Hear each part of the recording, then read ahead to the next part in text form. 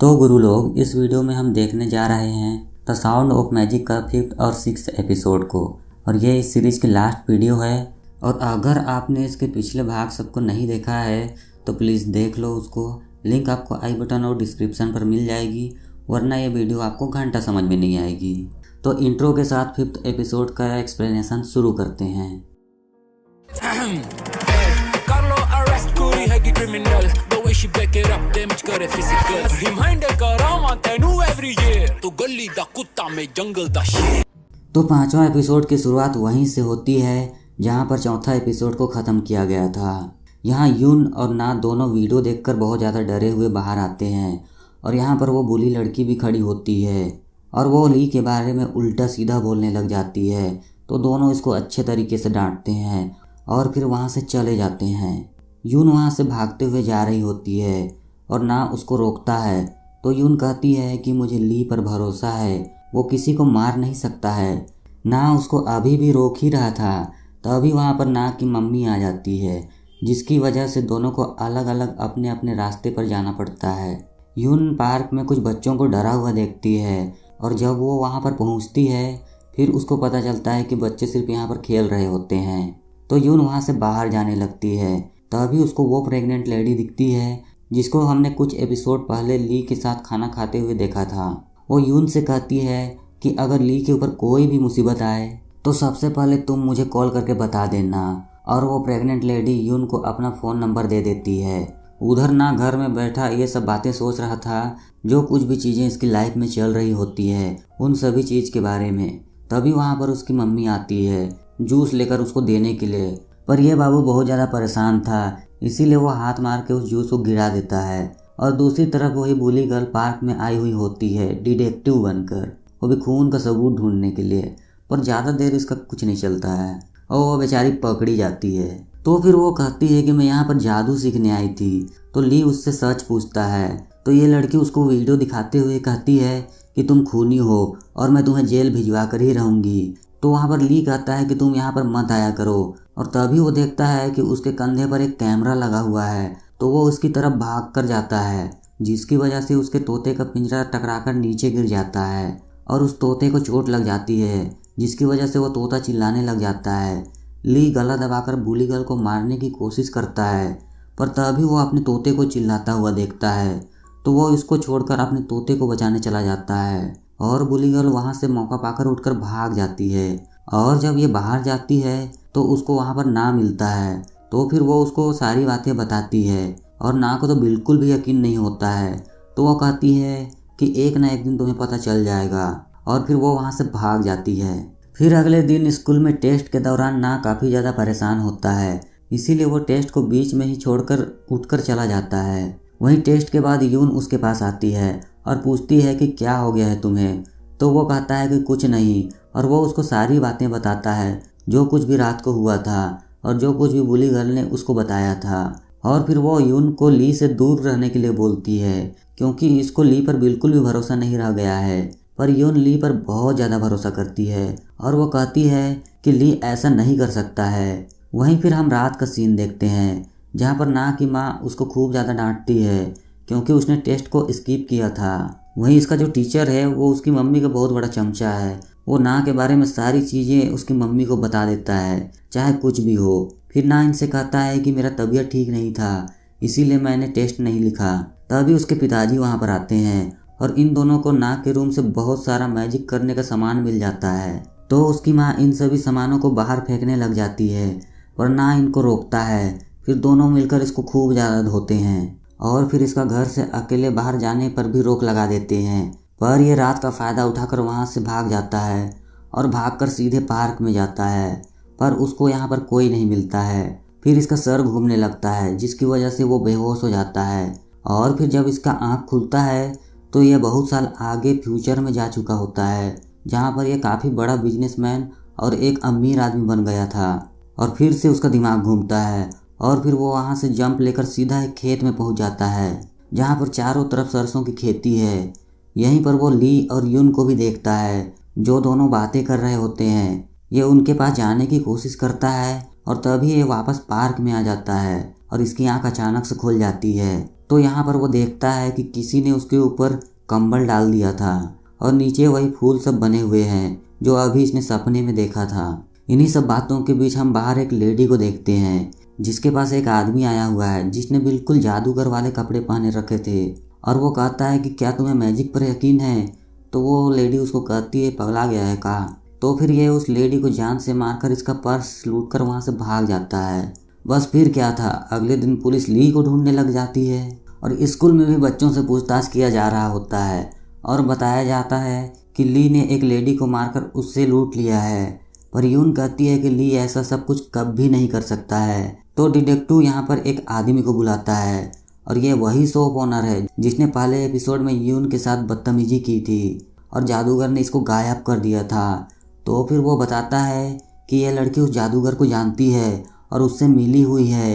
एक दिन मैंने इसकी मदद की थी इस पर रहम दिखाकर। तो फिर इसने अपने फ्रेंड जादूगर को बुलाकर मुझे ब्रिज से नीचे गिरा दिया था।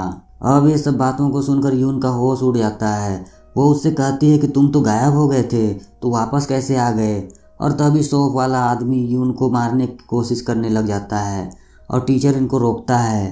तभी वहाँ पर ना आ जाता है और वो कहता है कि ली तो रात भर मेरे साथ था, तो उसने ये सब नहीं किया है। बस फिर क्या था, चमचा टीचर इसके मम्मी पापा को कॉल कर देता है और उनको बुला लेता है।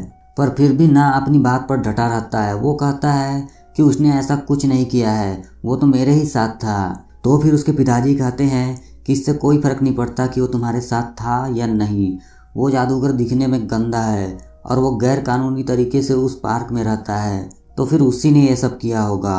और इसके पिताजी जादूगर से इसको दूर रहने के लिए भी कहते हैं। और फिर जब ये वहाँ से बाहर निकल कर जाता है तो पूरा स्कूल के बच्चे इसको अजीब तरीके से देख रहे होते हैं, जैसा कि इसने कोई बहुत बड़ा क्राइम कर दिया है और इस पर उल्टे सीधे आरोप लगाए जाते हैं। तो फिर ये बहुत ज़्यादा इरिटेट हो जाता है और इसका दिमाग घूमता है और ये वहीं पर कुर्सियों को उठाकर इधर उधर फेंकने लग जाता है। और यहाँ पर वो अपने मन का बात बताता है और कहता है कि मुझे यहाँ से निकाल दो, मैं अपनी मम्मी पापा के रास्ते में नहीं चल सकता हूँ, मुझे कुछ अलग करना है अपनी ज़िंदगी में। और यहीं पर एपिसोड 5 ख़त्म हो जाता है। तो अब 6वें एपिसोड पर आते हैं। तो एपिसोड 6 में हमें दिखाया जाता है कि उस लड़की की डेड बॉडी मिल गई है पुलिस को, जो कि पहले एपिसोड में गायब हो गई थी। और वहीं छानबीन के दौरान इस लड़की की आईडी की फ़ोटो और एक चाकू उसी पार्क के बाहर मिलता है और यह खबर देखते ही देखते पूरे स्कूल में फैल जाता है। तो फिर यून जल्दी से ली के पास जाती है और उसको भागने को कहती है क्योंकि पुलिस किसी भी वक्त आकर उसको पकड़ने ही वाली होती है। पर ली मना करता है क्योंकि इसका तोता बीमार होता है और वो मरने ही वाला है। और वो ये भी कहता है कि मैंने तो कोई क्राइम नहीं किया है, तो मैं भागूंगा भी नहीं। और तभी वहाँ पर पुलिस आ जाती है और ली को पकड़ लेती है। यून पुलिस को मना करने लगती है ये सब करने के लिए, पर इसका कोई फ़ायदा नहीं होता है। ये लोग उसको उठाकर ले जाते हैं। तभी डिटेक्टिव यून को कहता है कि इसका असली नाम ली यूल है और इसकी उम्र 30 साल है और इसे स्कूल से निकाल दिया गया था आज से 10 साल पहले, क्योंकि ये मेंटल हॉस्पिटल में एडमिट था और इसका ट्रीटमेंट चल रहा था। अब यून इतनी सारी बातें ली के बारे में जानकर बहुत ज़्यादा दुखी होती है और इसको झटका भी लगता है। और तभी वहाँ ना आ जाता है और यून उसको भी सब कुछ बता देती है।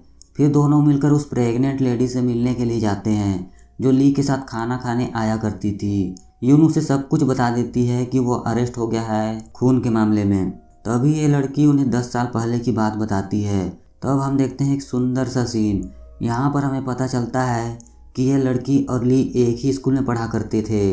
ये लड़की ली को छुप छुप कर देखा करती थी क्योंकि वो उसको बहुत ज़्यादा पसंद करती थी। वहीं ली का परिवार बहुत ज़्यादा अमीर था और इस वजह से ली पढ़ने में भी काफ़ी अच्छा था और हाई स्कूल के शुरुआत में वो बहुत अच्छे से पढ़ाई करता था और सबसे बातें करता था। और लास्ट ईयर आते आते वो बीमार रहने लग गया और बहुत ज़्यादा कमज़ोर हो गया था और वो ज़्यादा किसी से भी बात नहीं करता था। और एक दिन ऐसे ही वो चक्कर खाकर गिर गया और हॉस्पिटल पहुंच गया। और जब ये उससे मिलने के लिए गई तो उसकी हालत बहुत ज़्यादा ख़राब थी, पर फिर भी हॉस्पिटल में बीमार हालत में भी वो पढ़ाई ही कर रहा था क्योंकि उसको अच्छा नंबर लाना था उसकी फैमिली को इम्प्रेस करने के लिए। सीधा बात बताऊं तो इसका परिवार का इसके ऊपर बहुत ज़्यादा प्रेशर था कि वो इतने बीमार हालत में भी पढ़ाई कर रहा था और उसकी जो भी हालत हुई है वो सब के जिम्मेदार इसकी फैमिली ही है। और उसके बाद वो मेंटल हॉस्पिटल पहुंच जाता है। इसके बाद काफ़ी दिनों तक इसका ट्रीटमेंट चलता है और उसके बाद उसको किसी ने नहीं देखा और कुछ दिन पहले ही वो लड़की उससे मिली थी और मिलकर काफ़ी ज़्यादा खुश हुई थी। दूसरी तरफ हम ली को देखते हैं जो कि पुलिस स्टेशन से भाग चुका है। पुलिस यून को कॉल करके जल्दी से बता देती है तो यून और ना उसको ढूंढने के लिए जाते हैं। वहीं ना स्कूल में बैग लेने के लिए चला जाता है। इधर ली पुलिस वालों को जादू दिखा रहा होता है। पुलिस इसको गन पॉइंट करके अपने साथ चलने के लिए कहते हैं। तभी वहाँ पर यून आती है और वहाँ पर हम काफ़ी देर तक इनका डांस देखते हैं। यून बहुत ज़्यादा खुश होती है। वो कहती है कि तुमने मेरी पूरी ज़िंदगी बदल दी। तुम मेरे साथ आए तो मैंने इतनी सारी चीज़ें सीखी और मैं काफ़ी ज़्यादा दुखी रहा करती थी और अब मैं बहुत ज़्यादा खुश हूँ तुम्हारी वजह से। और फिर वो उसके ऊपर कपड़ा डालती है और वो वहाँ से गायब हो जाता है। वहीं दूसरी तरफ स्कूल में दो स्टूडेंट यून और ली के बारे में बहुत गंदी गंदी बातें कर रहे होते हैं और ना उनकी बातें सुन लेता है। फिर उससे रहा नहीं जाता है और वो जाकर उनसे भिड़ जाता है और इन दोनों की खूब ज़्यादा मारपीट होती है और आखिर में वो लड़के वहाँ से भाग जाते हैं। इसके बाद हमें कुछ दिन बाद का सीन दिखाया जाता है जहाँ पर हम देखते हैं यून को जो कि ली की तोते को दफना रही थी वहीं पार्क में, क्योंकि उसका तोता अब मर चुका है, वो बूढ़ा हो चुका था। पर पुलिस अभी भी छानबीन कर रही है। तभी इनको सीसीटीवी में एक वीडियो मिलता है और ये सीसीटीवी पार्क में लगा था। इस सीसीटीवी में हमें दिखाया जाता है एक आदमी को उस मरी हुई लड़की की फ़ोटो को और उस चाकू को वहाँ पर फेंक कर जा रहा है और ये आदमी कोई और नहीं बल्कि वही शॉप ओनर है। और फिर इस शॉप ओनर को उठा लिया जाता है। थोड़ी देर उसको डराने धमकाने के बाद वो सब कुछ सच सच बताता है। फिर हम देखते हैं कुछ महीने पहले का सीन जहाँ पर वो मरी हुई लड़की इसके शॉप पर काम करने आया करती थी। एक दिन वो वहाँ से पैसे चोरी करते हुए पकड़ी गई तो शॉप ओनर उसको डराता है तो वो लड़की कहती है कि मुझे माफ़ कर दो, मैं अब ऐसा नहीं करूँगी। पर हम तो जानते ही हैं वो शॉप ओनर है ही हरामी। तो वो उस लड़की के साथ भी गलत करने की कोशिश कर रहा था पर यह लड़की उसकी वीडियो बना लेती है चुपके से और फिर इसको डराती है धमकाती है कि मुझे पैसे दो वरना पुलिस को दिखा दूंगी। तो ओनर उसको रात में बुलाता है पैसे देने के लिए और वो शॉप ओनर उसको वहीं पर निपटा देता है। यहाँ शॉप ओनर कहता है कि पर मेरे फिंगरप्रिंट तो नहीं है चाकू पर। और तभी हमें यहाँ पर चाकू के बारे में पता चलता है ये वही चाकू है जब ली किसी को मार रहा था। असल में वो सब कुछ सही नहीं था, वो सब बस गलत बातें थी। पुलिस वालों ने उससे फिंगरप्रिंट लेने के लिए ही ये सब करवाया था। उसी दौरान उसके घर में छानबीन भी हो रही होती है जिसमें से मैजिशियन की ड्रेस मिलती है और वो यही ड्रेस पहनकर उस लेडी को मारने के लिए गया था। यहाँ पर साफ हो जाता है कि ली बेकसूर है और सारे क्राइम इसी शॉप ओनर ने ही किया है। उसके बाद यून भी पुलिस स्टेशन में आती है और वो उस शॉप ओनर के ऊपर केस कर देती है क्योंकि शुरू में उसने उसके साथ बदतमीजी जो की थी, जैसा कि हमने पहले एपिसोड में ही देखा था। यहाँ पर डिटेक्टिव बताता है कि पार्क के बाहर वाला कैमरा हमेशा ख़राब रहता था पर जिस रात ये सब कांड हो रहा था उस रात वो कैमरा अपने आप ठीक हो गया। वो ये भी बताता है कि पार्क में लाइटें भी चमक रही थी, क्या तुम उस रात वहाँ पर गई थी? तो फिर यून मना कर देती है और यहाँ पर हमें पता चलता है कि वो लाइट इसीलिए चमक रहा था क्योंकि उस दिन ली ने यून को मैजिक दिखाया था जब वहाँ पर वो पहली बार गई थी, जिसे कि हमने शुरू में देखा था। और ली जब मैजिक दिखा रहा था तभी इधर ये सब कांड हो रहा था और वहाँ लाइट जलने के कारण ये सब चीज़ भी रिकॉर्ड हो गई थी। तो शायद ये सब मैजिक ही था, इसीलिए तो कैमरा भी अपने आप ठीक हो गया था। दूसरी तरफ ना स्कूल छोड़ देता है और अपना खुद का लाइफ में कुछ करने के लिए निकल जाता है। ऐसे ही बहुत साल बीत जाते हैं। अब यून बड़ी हो गई है और उसका स्कूल भी कंप्लीट हो चुका है और स्कूल कंप्लीट करने के बाद ये जगह जगह पर काम करती है और अब इसके पिताजी भी हफ्ते में मिलने के लिए इनसे एक दो बार आ जाया करते हैं और वो एक काम भी करते हैं जिस वजह से ये दोनों मिलकर पैसे कमाकर अपने कर्जे को चुका रहे हैं। और ये सारी बातें वो लेटर में लिखकर उसी बॉक्स में रख देती है ताकि ली तक ये सारी बातें पहुंच जाए और यहाँ से वो अपने काम पर जाती है, जहाँ पर हम देखते हैं कि यून अब मैजिशियन बन चुकी है और बच्चों को जादू सिखाती है और इसका मन में ली के लिए बहुत ही इज्जत है और वो मन ही मन में ली को थैंक यू भी बोलती है। और यहाँ पर ये एपिसोड और ये सीरीज भी ख़त्म हो जाती है। तो दोस्तों ली सच में जादूगर था या नहीं ये तो मुझे नहीं पता, पर वो यून और ना की ज़िंदगी के लिए ज़रूर जादूगर था क्योंकि ली जब उनके ज़िंदगी में आया तो उनका ज़िंदगी पूरी तरह से बदल गया। यून जो कि पहले कभी गुमसुम सी रहा करती थी और जिसका कोई भी नहीं था, ना उसे कोई सपोर्ट करता था, वो खुश रहने लग गई। और ना को तो पढ़ाई पसंद नहीं था, पर वो अपने फैमिली के प्रेशर में आकर पढ़ाई कर रहा था।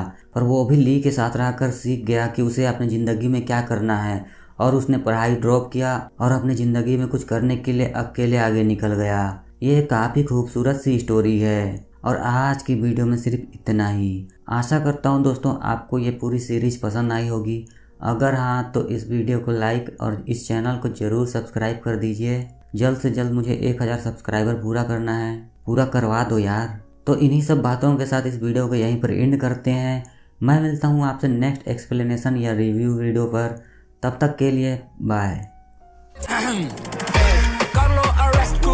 Criminal, the way she back it up, damage करे physical. Reminder करावां तैनू every year. तो गली दा कुत्ता में जंगल दा शेर।